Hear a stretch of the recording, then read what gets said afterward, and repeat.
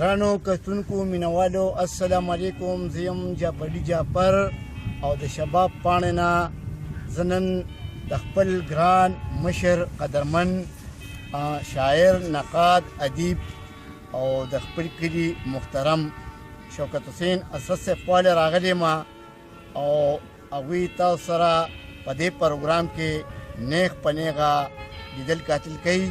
راځئ چې شوکت حسین اسد صاحب سره یو څو خبرې وکړو او د هغوی نه به خوندور شعرونه ومومو. اسد صاحب السلام علیکم. وعلیکم السلام. څنګه یې جي؟ ټیک ټاک. نو خیر دی جي. مونږ دې وخت کې خپل ګران مینوال کتونکي ګوري نو اسد صاحب دوی سره به تاسو څه خپل تاثرات شیر کوي؟ بس تاثرات خو نن د ټولې دنیا چې څه ضرورت دی هغه زما تاثر دی چې دنیا په مینه او په محبت باندې او په امن باندې ودانه پاتې شي. دا زما پیغام دی چې مینه، محبت او امن دا د ژوند ښکلا ده، دا د ژوند چې دی نو جنت دی. نو هر چا له پکار دی چې د یو بل احترام وکړي او د یو بل قدر وکړي او د کرکې او د نفرت چې دی نو هغه بیخ کوي.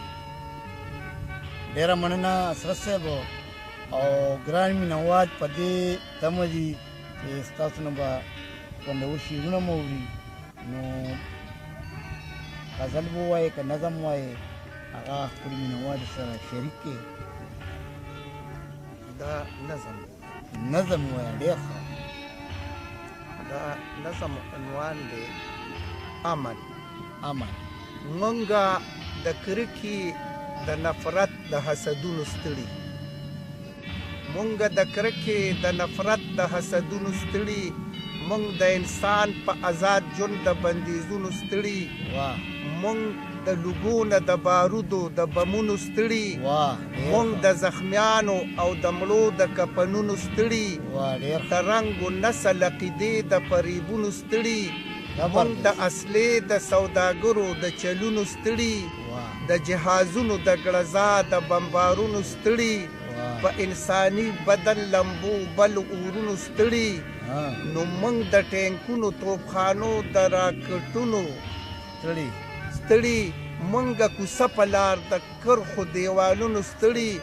نو مونږه د امن د دشمن د کرتوتونو خبر، د میزایلو د ګولو د سنجینونو ستړي، مونږه په اوچه سمندر د سنګرونو نه تنګ، مونږ د خندار مانی یو چې په ویرونو ستړي. نو زمونږ روحونه ضمیرونه اندامونه خفا، د قتلولو قتلېدلو د جرمونو ستړي. نو د هرې شخړې کشالې خلاصون د امن غواړو، مونږه د ځمکې په سینه ژوندون د امن غواړو. زبردست. ډېر ښه. ډېر ښه. نو دغه د جنگ ځینې ویزار همه ځپلي خلک، تاله ترغه برباد لتاړه زورولي خلک، د امنناکه پرسکون یوې لازې په تکل، چې در په در خوري تندکونه دردېدلي خلک، چې ورشوګانې یې بدلیږي په سپېرو ډاګو کې، چې یې کورونه شوکندرې جنګ وهلي خلک، د برصغیر د افریقې او لاتیني امریکې یو خوا شړلي خلک بل خوا ته شړلي خلک. نو د ژوند په تمه چې د مرګ سترګو کې نیغ ګوري، بربند نه هر مصیبتونو کې لړلي خلک، د نسل رنګ ژبې مذهب جغرافیې په نامه ګرد نړۍ کې څه بې درېغه شي وجلي خلک، د انساني ارتقا نن ساجیبه پړاو دی، په خطرناکو وسلو یو بل شي ویشتلي خلک. نو دغه چمري هم زخمی کیږي معذوریږي خلک، دغه چمري هم زخمی کیږي معذوریږي خلک، دا چې په زور د جنگ بټۍ ته شیراخ کلي خلک. نو په قطب سویل لویدیځ ختیځ بدلون د امن غواړو، مونږه د ځمکې په سینه ژوندون د امن غواړو. مونږ وایو دغه چې د جنگ هسه ذلت دی، امن خوشحالی همه راحت دی.